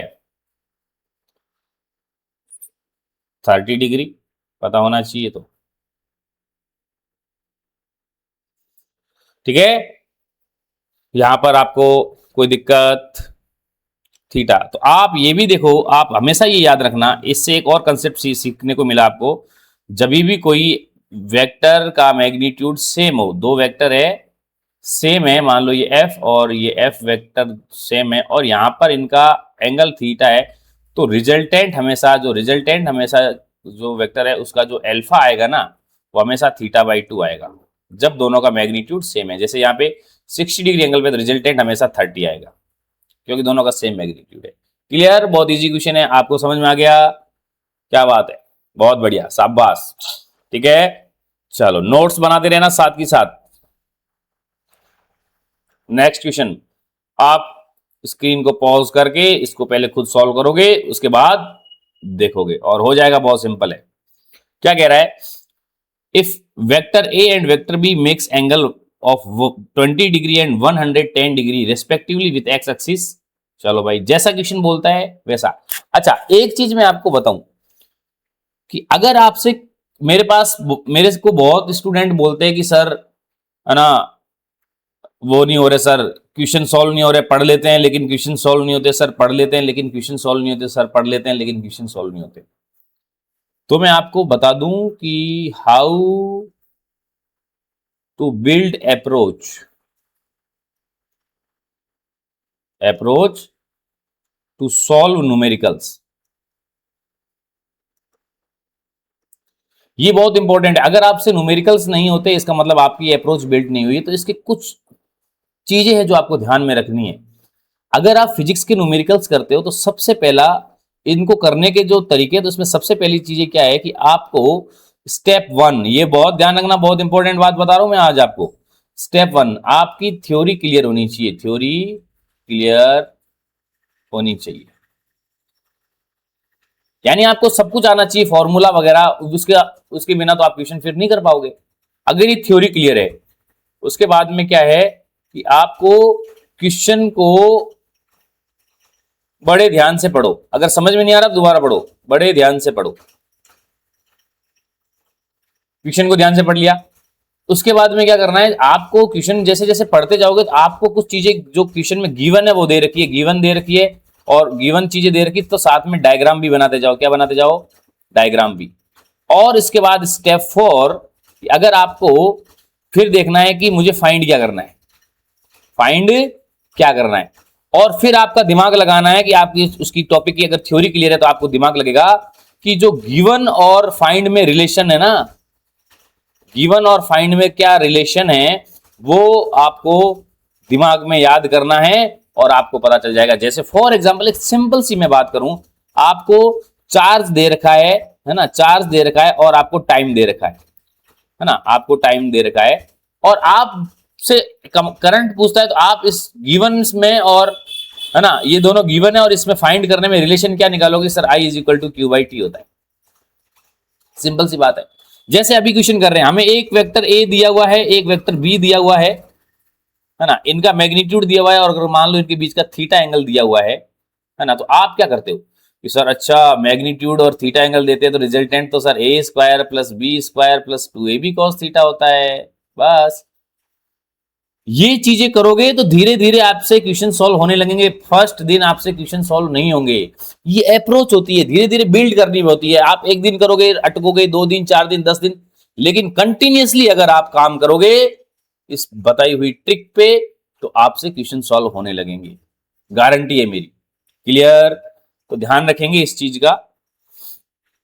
इस क्वेश्चन पे आ जाओ कि a vector A and b vector make an angle 20 degree and 110 degree respectively with x axis. ठीक है भाई, ये लो मैंने एक्स एक्सिस बनाया, मेरा एक्स एक्सिस है। ये क्या कर रहा है, एक वेक्टर ए है, ए वेक्टर है, ये एंगल बना रहा है 20 डिग्री, और एक वेक्टर है बी वेक्टर, वो पूरा इससे के साथ एक्स के साथ 110 डिग्री एंगल बना रहा है। ठीक है, clear? The magnitude of these vectors a is equal to 5, b is equal to 10, find the resultant vector. मुझे रिजल्टेंट वेक्टर फाइंड करना है, रिजल्टेंट वेक्टर। आपको पता है अगर ये पूरा 110 है और ये 20 है तो ये जो एंगल होगा इन a और b के बीच में ये क्या होगा, 90 डिग्री का होगा, होगा कि नहीं होगा? तो a वेक्टर जो है परपेंडिकुलर टू बी वेक्टर, या ऐसे कहूं कि a और b के बीच में जो एंगल है वो 90 डिग्री है, मुझे पता चल गया। और इसमें जो रिजल्टेंट ये मैग्नीट्यूड है, a का 5 है और b का 12 है। कितना सिंपल क्वेश्चन है, बस ये यहाँ पे थोड़ा सा आपको समझना था, बाकी हो गया। तो रिजल्टेंट वेक्टर, और आपको वैसे मैंने डायरेक्ट बता रखा है कि जब दो वेक्टर है ना रिजल्टेंट निकालना और दो वेक्टर परपेंडिकुलर है तो उनका रिजल्टेंट मैग्नीट्यूड क्या आता है, रूट में r square plus B square. अपन फॉर्मूले से जाते हैं, वही आपको चीजें पता चल जाएगी। डायरेक्ट बता रखा मैंने, तो सॉल्व करके आपको याद हो जानी चाहिए चीजें, इतने क्वेश्चन करोगे ये चीजें याद हो जाएगी। यानी ये a square plus B square plus 2ab cos theta. तो आर आ गया आपके पास में, ए का स्क्वायर कितना 5 का स्क्वायर, बी कितना है 12 का square, plus 2 into 5 into 12 cos 90। ठीक है, कॉस 90 क्या होता है 0, तो ये पूरी टर्म 0 हो जाएगी। तो आपके सामने बचेगा 25 प्लस 144 जो कि होता है 169 अंडर रूट, और जो आएगा 13, क्या आएगा 30। क्लियर? सिंपल सी बात है, बहुत इजी क्वेश्चन है। ठीक है, अगर आपको डायरेक्शन निकालनी है यानी tan अल्फा भी निकालना है आपको, तो b sine theta upon a plus B cos theta से आप निकाल सकते हो। और b साइन थीटा क्या है, b की वैल्यू क्या है सर 12, कॉस साइन 90 बिल्कुल, ठीक है, अपॉन a कितना है 5 प्लस 12 कॉस 90। ये तो टर्म कॉस 90 जीरो होता तो जीरो हो गई, और ये हो गया 12, साइन 90 की वैल्यू 1 होती है तो 12/5, tan alpha is equal to 12/5, या अल्फा इज इक्वल टू लिख सकते हो tan इनवर्स 12/5। अब इसमें यहाँ पे वो एंगल वाली स्टैंडर्ड वैल्यू नहीं आई तो हम इसको यहीं करके छोड़ेंगे, इतना ही छोड़ेंगे। क्लियर? कोई दिक्कत? चलो भाई, न्यूमेरिकल्स आपके बहुत इजी मैंने डाले हैं। इसके बाद ये करने के बाद आप घर पे प्रैक्टिस करना, आपके पास बुक या न्यूमेरिकल जो मॉड्यूल जो होगा उससे आपको प्रैक्टिस करनी है। डाउट होंगे वो आप मेरे से पूछेंगे। ठीक है, कल एक कमेंट आया था कि सर ना बहुत लेंदी जा रहा है। अरे भाई मेरे को एक बात बताओ, अगर मान लो मैं कोई छोटा सा एक वीडियो बनाऊं और उसमें आपकी चीजें स्किप कर दूं और फटाफट बता दूं तो मैं भी टाइम छोटा कर सकता हूं, लेकिन जो सिलेबस है वो तो पढ़ना पड़ेगा ना, जो सिलेबस है वो तो पढ़ना पड़ेगा, उसमें टाइम लगेगा। सिंपल सी बात है। अगर आपको 0 टू हीरो एक्सपर्टीज चाहिए, अगर मैं कोई टॉपिक में आपको पढ़ा रहा हूं तो वो समझो कि मैंने बेसिक से उठाया और उसको एडवांस तक लेके जा रहा हूं, मैं एक भी चीज नहीं छोड़ रहा हूं। मेरे को पता है कि आपको डेरिवेशंस कितनी इंपॉर्टेंट है, आपको समझ में आनी चाहिए। अगर डेरिवेशन समझते हो तो क्वेश्चन करने की अप्रोच बिल्ड होती है। सिर्फ फॉर्मूले रटने से आपके फिजिक्स के क्वेश्चन नहीं होते, ये ध्यान रखना। वो फॉर्मूला कैसे आया वो आपको अप्रोच, वो आपको डेरिवेशन पता होनी चाहिए, चाहे आप 12th के बाद में बैठे हो और नीट IIT की तैयारी कर रहे हो तो क्या हो, आपको पता होनी चाहिए कि उसको फॉर्मूले को लाए कैसे। वो जो डेरिवेशन करने की जो आपकी आदत होती है, जो आपकी अप्रोच होती है, वही आपको क्वेश्चन सोल्व कराने में मदद करती है। ये बात का ध्यान रखना। नेक्स्ट क्वेश्चन करें। चलो भाई, क्या कह रहा है, बहुत सिंपल क्वेश्चन है। ठीक है, अब इसको तो मैं सीधा डायरेक्ट बता, देखो अब कितने इजी क्वेश्चन लग रहे हैं क्योंकि हमने कर लिए। 2 forces each numerically equal to the 10 dyne are acting as shown in figure, find the resultant of these two vector। अरे भाई 10 dyne और 10 dyne ये है, अपने को पता है कि जब एंगल 60 डिग्री है तो रिजल्टेंट क्या होता है, √3f। बस रिजल्टेंट क्या होता है, √3f, और यहाँ पे रिजल्ट f क्या है 10, आंसर आ गया 10√3 न्यूटन। बाकी आप कर सकते हो पूरा कि सर हमें तो पूरा करना है तो करिए ऐसे, a² + b² + 2ab cos theta से। क्लियर, इस फॉर्मूले से आपको पूरा करना, ठीक है। चलो आगे बढ़े, क्या कह रहा है, if a unit vector is represented by u vector is equal to 0.5 i cap minus 0.8 j cap plus c k cap, then the value of c, इस c कांस्टेंट की वैल्यू निकालनी है। तो क्वेश्चन क्या कह रहा है कि ये एक यूनिट वेक्टर है, अच्छा, और मुझे कुछ भी नहीं दे रखा, एक वेक्टर दे रखा है और बोल रहा है कि ये यूनिट वेक्टर है। तो आपको पता है यूनिट वेक्टर का मैग्नीट्यूड क्या होता है, 1 होता है। यही अप्रोच है, और क्या होता है, और कुछ नहीं पता। तो यूनिट वेक्टर है कि सर उस यूनिट वेक्टर, ये यू कैप है ना, यू कैप यूनिट वेक्टर, कि सर जो यूनिट वेक्टर है उसका मैग्नीट्यूड क्या होता है सर, 1 होता है। ये पता है सर, आपने बता रखा, ये पता है सर, चलो भाई पता है तो बहुत बढ़िया है। तो इसका मैग्नीट्यूड कैसे निकालेंगे, क्योंकि रूट में x² + y² + z², इसमें भी कोई दिक्कत है क्या सर, ये तो हमें पता है। तो x² की वैल्यू हो गई 0.5² प्लस माइनस का 0.8² plus c² is equal to 1। दोनों साइड स्क्वायर कर दिया तो अंडर रूट हट गया यहाँ से, ये हो गया आपका 0.25, ये हो गया 0.64 plus c² is equal to 1। इन दोनों को मैंने ऐड कर दिया तो ये हो गया आपका 89, 0.89 plus c² is equal to 1। तो c² इज इक्वल टू हो गया 1 माइनस 0.89, 0.89 है, 1 में से 0.89 गए तो क्या बचे, 0.11, यही बचा। तो c² 0.11 है तो c आ जाएगा अंडर रूट 0.11। क्या बात है, सिंपल क्वेश्चन है, जैसे क्वेश्चन आपको आने चाहिए, बहुत इजी है, इसमें कोई दो राय वाली बात नहीं है। आगे बढ़े, if two forces act in opposite direction then the resultant is 10 newton. बढ़िया भाई, जैसे क्वेश्चन बोल रहा है वही अप्रोच रखूंगा, जैसे क्वेश्चन बोला मैंने रिलेशन किया कि दो फोर्सेस है, वो क्या कर रहे हैं ऑपोजिट डायरेक्शन में। तो मान लो इसको F1 नाम दे देता हूं और इसको F2 नाम दे देता हूं, ऑपोजिट डायरेक्शन में। जब ऑपोजिट डायरेक्शन में होता है तो उनका रिजल्टेंट क्या होता है, याद करो कि सर F1 माइनस F2, यहाँ पे मैं मान लेता हूं कि F1 is greater than F2 है, और वो रिजल्टेंट कितना आ रहा है, 10 न्यूटन आ रहा है, ये क्वेश्चन में बोल रहा है वो। और मेरे को लिखना आना चाहिए कि F1 माइनस F2 होता है, क्यों, क्योंकि ऑपोजिट वेक्टर है तो थीटा 180 हो गया ना, रूट में F1² plus F2² plus 2F1 F2 cos theta. शाबाश भाई, इतना चीजें अब आपको क्लियर होनी चाहिए। Question number 1, if they act mutual perpendicular, यानी अगर उनके बीच में एंगल क्या है, उनके बीच में एंगल यहां बना लेता हूं, इनके बीच में एंगल अगर 90 डिग्री है, ये यहां से यहां पे 90 डिग्री है, ये आपका F1 और ये आपका F2, तो उनके बीच में आपको पता है F1 अगर रिजल्टेंट क्या आता है, अगर F1 और F2 के बीच में 90 डिग्री, बोलो याद करो F1² plus F2² under root में, ये कितना दे रखा है आपको, 50 न्यूटन दे रखा है। तो इसको हम लोग दोनों साइड स्क्वायर करके ऐसे लिख दूं, F1² plus F2² is equal to 50 का स्क्वायर हो जाएगा 2500 इक्वेशन नंबर 2। क्लियर, अब दो इक्वेशन है, दो ही वेरिएबल है ना। यहां से मैं देख सकता हूं, देखो यहां से मैं देख सकता हूं कि F1 माइनस F2 क्या है आपका 10 है, तो F1 इज इक्वल टू क्या हो जाएगा, F2 प्लस 10, F2 प्लस 10।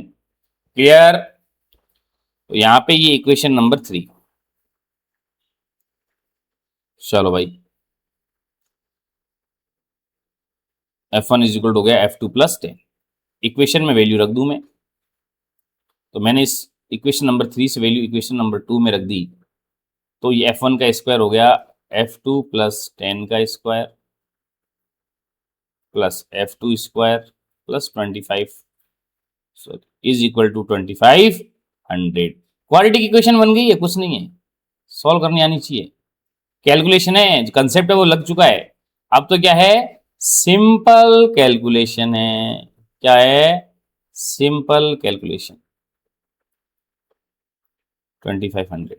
तो ये लिख सकते हो इसको कि F2 स्क्वायर प्लस 10 का स्क्वायर हो गया 100 प्लस 2 AB 20 F2 स्क्वायर खोला है मैंने और कुछ नहीं किया है, इतना पता होना चाहिए, इज इक्वल टू 2500 इधर ले आओ, माइनस का 2500 इज इक्वल टू 0।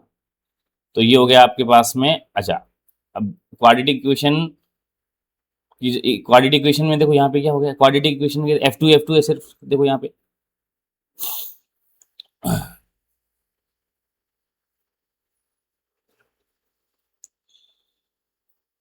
F2 और F2 ये लिख दिया मैंने, 2F2 का स्क्वायर प्लस 20F2 ये हो गया माइनस का 2400 इज इक्वल टू 0। क्लियर। अब इसमें से मैंने 2 कॉमन ले लिया और इधर मैंने कर दिया, तो 2 को डिवाइड कर दिया पूरी इक्वेशन को, तो इक्वेशन मेरे पास आ गई F2 square plus 10F2 minus 1200 is equal to 0। ये मेरे पास क्वाड्रेटिक इक्वेशन आ गई। अब क्वाड्रेटिक इक्वेशन आपको सॉल्व करनी आनी चाहिए, क्वाड्रेटिक इक्वेशन सॉल्व करनी आनी चाहिए आपको, फ्रैक्शन लेने आनी चाहिए, सिंपल सी बात है, ये चीजें आनी चाहिए बेसिक मैथमेटिक्स से। या फिर आपको ये भी आना चाहिए कि इसमें इक्वेशन को सॉल्व करने का डायरेक्ट फॉर्मूला क्या होता है, x is equal to minus b plus minus root में b square minus 4ac divided by 2a। जब आपका फ्रैक्शन बनाने में आपको टाइम लगे तो आप सीधा फॉर्मूला लगाओ, अपने को टाइम क्यों वेस्ट करना है। तो यहां से आपका F2 आ जाएगा माइनस का बी, ये होता है ए बी और ये सी, माइनस का बी मतलब माइनस का 10, ठीक है, प्लस माइनस रूट में बी स्क्वायर, 10 का स्क्वायर 100 हो गया, माइनस 4, ए की वैल्यू कितनी है 1, सी की वैल्यू कितनी है माइनस का 1200, क्लियर, अपॉन 2 इंटू ए 1। तो ये क्या हो गया देखो, माइनस का 10 प्लस माइनस रूट में सोल्व कर लो 100, ये माइनस माइनस प्लस 12 4 जा 48 और ये 100 4900, कोई दिक्कत, अपॉन 2, बाकी इधर लिख रहा हूं मैं। तो यहां पे F2 आ गया आपके सामने कि सर माइनस का 10 प्लस माइनस रूट में 4900 अपॉन 2, 4900 को बाहर निकाल दो, आ जाएगा 70 अपॉन 2। तो एक बार प्लस लो एक बार माइनस लो, एक बार मैं प्लस लूंगा तो F2 आ जाएगा माइनस का 10 प्लस का 70 डिवाइडेड बाई 2, ये हो जाएगा 60 बाई 2 बोले तो 30। एक बार माइनस का ले लो, F2 is equal to minus 10 minus 70 by 2 यानी माइनस का 80 बाई 2 बोले तो माइनस का 40, क्लियर। तो अब यहां पर F2 की वैल्यू क्या आ गई 30 और माइनस का, ये यहां पे लिख रहा हूं, ये यहां पे लिख रहा हूं माइनस का 40, क्लियर। यहाँ पे थोड़ा ध्यान रख लेना, इधर मेरा फोटो है तो फोटो के पीछे याद ना आ जाएगा, ये चीज आ गई आपके पास, F2 की वैल्यू आ गई और आप F1 की वैल्यू निकालनी है। क्या निकालनी है, F1 की वैल्यू निकालनी है। F1 की वैल्यू क्या है, F1 की वैल्यू क्या आ जाएगी F2 प्लस 10, F2 प्लस 10। अरे अगर माइनस की तो नहीं लेंगे, ये पॉजिटिव वैल्यू लेंगे। F2 अगर 30 है तो F1 क्या आ जाएगा, F1 आ जाएगा F2 प्लस 10, 30 प्लस 10 बोले तो 30 प्लस 10 बोले तो 40, कोई दिक्कत, कोई दिक्कत। बहुत अच्छा क्वेश्चन है, थोड़ी सी कैलकुलेशन है, लेकिन इस कैलकुलेशन को अगर आप कम कर सकता था मैं आपके लिए सीधा डायरेक्ट करा सकता था, अगर आप थोड़ा सा सोचते हो। अगर आप 12th बोर्ड में अगर क्वेश्चन करते हो तो ऐसा करना पड़ेगा, नीट IIT के लिए आपको इतनी कैलकुलेशन करने, जरा सा सोचो, थोड़ा सा आप दिमाग लगाते हैं यहाँ पे कि अगर सर यहाँ पे 10 न्यूटन क्या है उनका रिजल्टेंट है, कब, जब forces act in opposite direction then the resultant is 10 newton, यानी दोनों ऑपोजिट डायरेक्शन में 10 है और रिजल्टेंट इसका क्या है 50 है। अगर क्या है तो मेरे को एक ये चीज पता होनी चाहिए, एक पाइथागोरस थ्योरम का एक ट्रिपलेट 3 4 5 है ना, अगर इन 3 और 4 अगर वैल्यू होती तो इनका रिजल्टेंट ऑपोजिट डायरेक्शन में 1 होता और परपेंडिकुलर में 50 होता। तो यहाँ पे 0 0 है, तो यानी 30 40 50 कर दो यहाँ पे, तो यहां से आप डायरेक्ट कर सकते थे, थोड़ी सी वो अप्रोच लगाते तो। क्लियर? चल आगे, सब्ट्रैक्शन ऑफ वेक्टर हमने देख लिया already. Resolution of vector in rectangular component, ये बहुत इंपॉर्टेंट बात है कि अगर आपके सामने कोई एक वेक्टर दे रखा है, एक्स एक्सिस वाई एक्सिस, मान लो कोई एक वेक्टर है ए वेक्टर थीटा एंगल पे, तो ये ए वेक्टर है ना, अब आपको सिंपल सी पता है कि ये एक ए वेक्टर ए प्लेन में है, एक्स और वाई प्लेन में, तो इसका ये इस डायरेक्शन में इसका कुछ पार्ट, इसका ए कंपोनेंट एक्स का भी होगा, ए कंपोनेंट इसका क्या होगा, वाई का भी होगा। तो ये एक्स का जो कंपोनेंट है मान लो इसको मान लेता हूं मैं ए एक्स, और ये वाई का जो कंपोनेंट है इसको मान लेता हूं ए वाई। तो अगर ये ए एक्स और ए वाई हमें निकालने और ये वाला इसका मैग्नीट्यूड क्या है ए, तो आप देखो कॉस थीटा, कॉस थीटा क्या होगा, कॉस थीटा होता है आपका, अगर ये थीटा ले रहा हूं तो ये परपेंडिकुलर हो गया, ये बेस हो गया, कॉस थीटा होता है बेस अपॉन हाइपोटेन्यूस ए। तो ए एक्स क्या आ गया आपके पास में ए कॉस थीटा, और अगर मान लो साइन थीटा लूं तो perpendicular upon hypotenuse a y upon a, तो ए वाई यहां पे आ गया ए साइन थीटा। यानी ये तो आपके आगे कंपोनेंट आ गए, क्या आ गए, कंपोनेंट ए एक्स और ए वाई कंपोनेंट आ गए। साइन थीटा अगर आप देखो तो a x by a, cos theta a x by a, sine theta a y by a, यानी इस वेक्टर के कंपोनेंट आ गए। इस वेक्टर को आप लिख सकते हो एक्स ए एक्स आई कैप प्लस ए वाई जे कैप, तो जो था उसमें आपने वैल्यू निकाल दी, तो ए वेक्टर को लिख सकते हो ए कॉस थीटा आई कैप प्लस ए साइन थीटा जे कैप, ये आप लिख सकते हो। क्लियर? ठीक है। अगर आप इसका मैग्नीट्यूड निकालोगे तो आपका मैग्नीट्यूड, इसका हमने ए माना है ना मैग्नीट्यूड, तो ए आएगा, देखो निकाल के देखो, अगर ए का मैग्नीट्यूड है तो रूट में ए कॉस थीटा का स्क्वायर प्लस ए साइन थीटा का स्क्वायर करके देखो। अगर ए स्क्वायर दोनों में करके कॉमन ले लो तो पीछे बचेगा cos square theta plus sine square theta, जो कि 1 होता है, ये आ गया रूट में ए स्क्वायर, बोले तो ए, यही मैग्नीट्यूड हमने माना था, तो ये कंपोनेंट फॉर्म से भी आ गया। क्लियर? तो ये इसका कंपोनेंट फॉर्म है। अगर इस कंपोनेंट फॉर्म का पता फायदा क्या, अब से हम फिजिक्स के अंदर मान लो कहीं पे भी एक वेक्टर दे रखा है जो 2 डायमेंशन में है और उसके हमें कंपोनेंट लेने, जैसे मान लो ये वेक्टर है, अगर मेरे को सोल्व करना है, क्योंकि आपको एक्स के वेक्टर एक्स में जोड़ने पड़ेंगे, वाई के वाई में जोड़ने पड़ेंगे। अगर मान लो ये देख रखा है एफ दे रखा है आपको थीटा एंगल पे, तो जिसके साथ एंगल थीटा बनता है, सीधा आप बिना सोचे समझे, अब ये आपको याद नहीं करना, आपको सीधा सोचे समझे कि जिसके साथ, देखो यहाँ पे थीटा था ना, तो एक्स की वैल्यू क्या आई थी, ए कॉस थीटा आई थी, क्या आई थी, ए कॉस थीटा। तो आपको ये याद रखना है कि जिसके साथ में एंगल बन रहा है उसको लिखेंगे ए कॉस थीटा, तो यहाँ पे ये हो जाएगा एफ है तो एफ कॉस थीटा हो जाएगा, यहाँ पे क्या हो जाएगा, ये एफ कॉस थीटा हो जाएगा। ठीक है ना? यानी ये हो जाएगा आपका एफ कॉस थीटा और ये हो जाएगा एफ साइन थीटा। पूरे फिजिक्स में हम ऐसे कंपोनेंट रेजुलेशन ऑफ वेक्टर करेंगे या वेक्टर के कंपोनेंट बनाएंगे। क्लियर? ये 2 डायमेंशन में, किसमें, 2 डायमेंशन में। अगर मान लो हम बात करें 3 डायमेंशन में, तो सिंपल है, कोई दिक्कत वाली बात नहीं है। 3 डायमेंशन में यार, यहाँ पे जो एक वेक्टर बना रहा हूं, मान लो ये आपका एक्स एक्सिस है, ये वाई एक्सिस है और ये जेड एक्सिस है। अब एक वेक्टर आपका क्या है, एक स्पेस में है, कोई एक स्पेस में आपका एक वेक्टर है जो 3 डायमेंशनल है। मान लो ये एक वेक्टर है ना, A vector.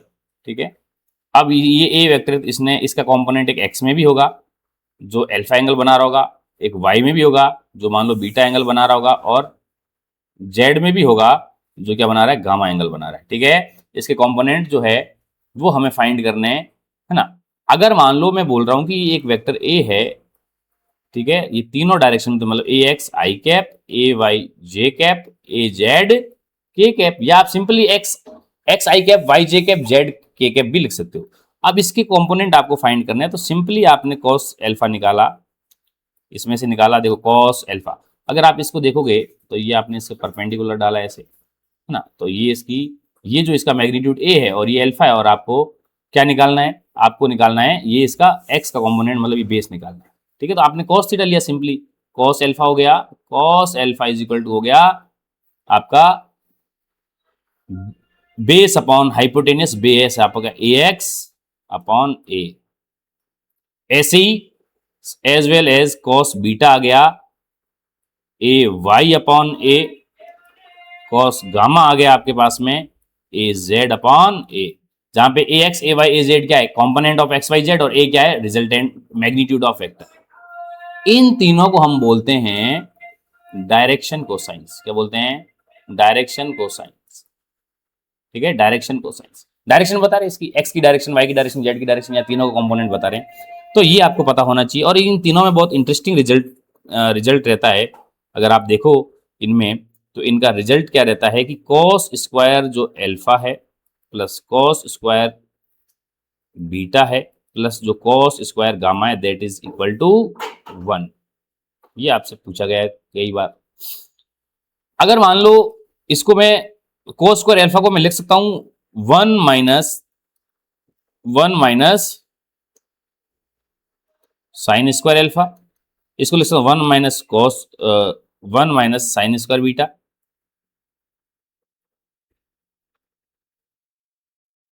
1 minus sine square beta, इसको लिख सकता हूं 1 minus sine square gamma is equal to 1। तो इन ये 3 और ये इधर आ जाएगा -1, और इधर हो जाएंगे प्लस के sine square alpha, sign square beta plus sine square gamma. तो ये आपका ये भी एक इंटरेस्टिंग रिजल्ट आ गया कि sine square alpha plus sine square beta plus sine square gamma की वैल्यू जो है वो 2 होती है। ये भी आपसे डायरेक्ट एग्जाम में पूछा गया। ठीक है, तो ये रेजुलेशन ऑफ वेक्टर आ गया, कंपोनेंट आ गया। अगर आपको ये इन तीनों की जो आपको मान लो डायरेक्शन कोसाइन निकल, कॉस अल्फा, कॉस बीटा और कॉस गामा।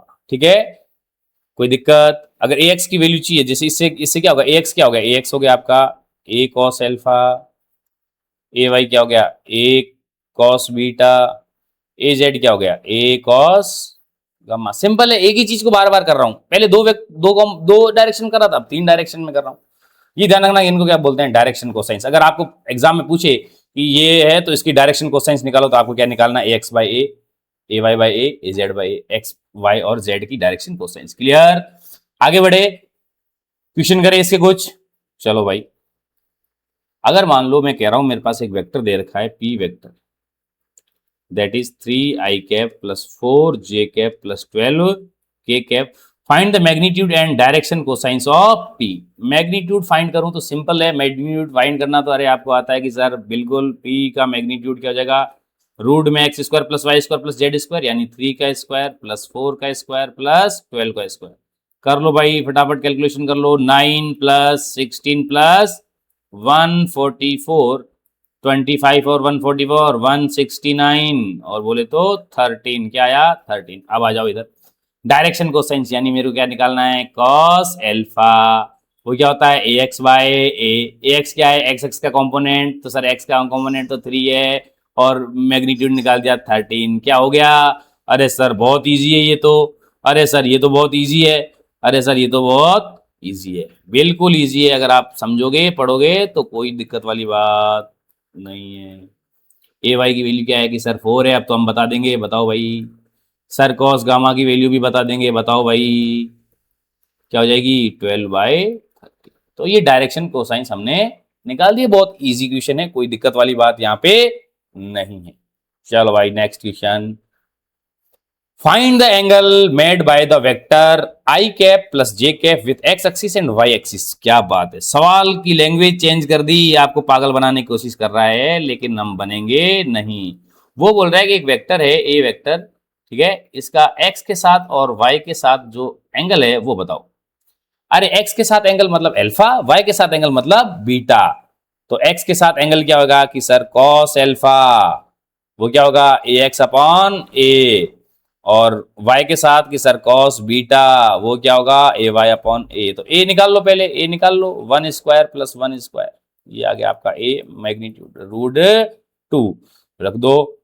तो कॉस अल्फा कितना हो गया कि सर ए एक्स वैल्यू कितनी है 1, तो 1/√2, बोले तो अल्फा आ गया कॉस इनवर्स 1/√2। अब देखो 1/√2 का मतलब है कि एक्स की अल्फा की कौन सी वो एंगल है जो 1/√2 आती है, तो वो है 45 डिग्री। तो अल्फा क्या आ गया 45 डिग्री और कॉस बीटा भी आ जाएगा 1/√2 और यहाँ से बीटा भी आपका आ गया 45 डिग्री। ठीक है, ये कंपैरिजन होता है। देखो यहाँ पे कॉस अल्फा और 1/√2, तो 1/√2 क्या लिख सकते हो, कॉस 45 डिग्री, तो कॉस 45 डिग्री कॉस 45 डिग्री से और इधर कॉस अल्फा से कंपेयर करोगे तो alpha is equal to 45 degree आएगा। ऐसे निकालने एंगल आने चाहिए। इनवर्स का मतलब हो गया, उधर ले जाओ। एक क्वेश्चन और है भाई, क्या कह रहा है, forces of 3 Newton 4 Newton and 12 Newton act A point in mutually perpendicular direction, find the magnitude of their resultant force. तीनों क्या है, फोर्स म्यूचुअली परपेंडिकुलर है, यानी इधर अगर मैं 3 न्यूटन तो इधर मैं लूंगा 4 न्यूटन, तो इधर लूंगा मैं 12 न्यूटन। ठीक है, अब इनका रिजल्टेंट में अगर निकालूं, find the magnitude of their resultant vector,